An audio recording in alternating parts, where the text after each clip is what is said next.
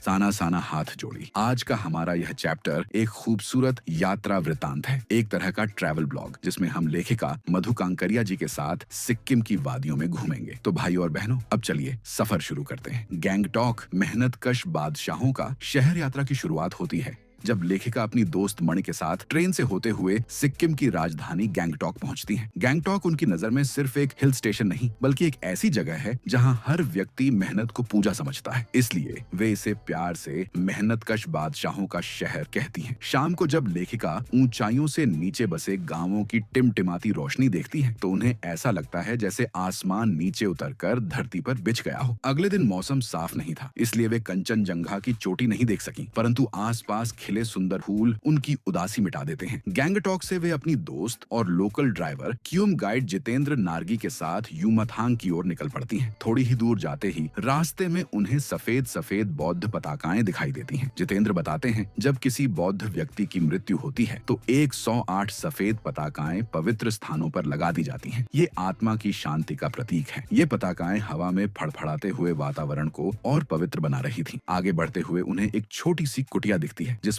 लगातार घूमता हुआ धर्म चक्र प्रेयर व्हील होता है। जितेंद्र समझाते हैं कि इसे घुमाने से पाप धुलते हैं और मन को शांति मिलती है। जैसे जैसे कार ऊपर चढ़ती है, बाजार और बस्तियां धीरे धीरे गायब होने लगती हैं और सिर्फ शुद्ध पहाड़ी हवा, झरनों का संगीत और तिस्ता नदी की गरज बाकी रह जाती है। एक सुंदर मोड़ पर गाड़ी रोकते ही सामने झरने, नीचे तेज रफ्तार से बहती तिस्ता नदी और चारों ओर रंग बिरंगे पहाड़ी फूल एक पोस्ट कार्ड जैसा दृश्य बना देते हैं। लेकिन तभी लेखिका की नजर उन गरीब औरतों पर जाती है जो पत्थर तोड़ते हुए पहाड़ को चौड़ा कर रही थीं, ताकि हम जैसे लोग आराम से यात्रा कर सकें। उन्हें पता चलता है कि कई बार डायनामाइट फटने के दौरान लोग घायल भी हो जाते हैं और कभी कभी जान भी चली जाती है। लेखिका सोचती हैं, खूबसूरत जगह पर आम आदमी का संघर्ष हर जगह एक जैसा ही है। लंबा सफर तय करने के बाद वे लांग पहुंचते हैं जहां उन्हें स्नोफॉल देखने की उम्मीद थी, लेकिन प्रदूषण की वजह से वहां बर्फ नहीं मिलती। लेखिका को एहसास होता है कि प्रकृति को सबसे ज्यादा नुकसान इंसान ने ही पहुंचाया है। तभी एक स्थानीय युवक बताता है कि अगर असली स्नोफॉल देखना है तो उन्हें यहाँ से 50 किलोमीटर दूर कटाव जाना होगा, जिसे लोग भारत का स्विट्जरलैंड भी कहते हैं। कटाव का रास्ता बेहद खतरनाक था, तंग मोड़, गहरी खाइयां और चारों ओर बर्फ से ढकी चोटियां। लेकिन जितेंद्र नार्गी के आत्मविश्वास भरे ड्राइविंग स्टाइल ने सफर मजेदार बना दिया और आखिरकार कटाव पहुंचते ही हल्की हल्की बर्फ गिरने लगती है। लोग तस्वीरें खिंचवा रहे थे, बच्चे बर्फ उछाल रहे थे और लेखिका वे उस माहौल को अपने भीतर भर लेना चाहती थी। उनकी दोस्त मणि, जो स्विट्जरलैंड घूम चुकी थी, कहती हैं, यह तो स्विट्जरलैंड से भी ज्यादा खूबसूरत है। लेखिका को लगता है कि शायद इसी तरह की शांत दिव्य जगहों ने आर्षि मुनियों को वेद रचने की प्रेरणा दी होगी। आगे बढ़ते हुए सैनिक दिखते हैं क्योंकि यह बॉर्डर क्षेत्र था। लेखिका सोचती हैं कि इतने कठिन मौसम में सैनिक किस तरह अपनी ड्यूटी निभाते होंगे। कटाव से लौटने के बाद वे यूमथांग पहुंचती हैं। यूमथांग सुंदर था लेकिन कटाव जितना नहीं। लेखिका मुस्कुराते हुए कहती हैं, मंजिल खूबसूरत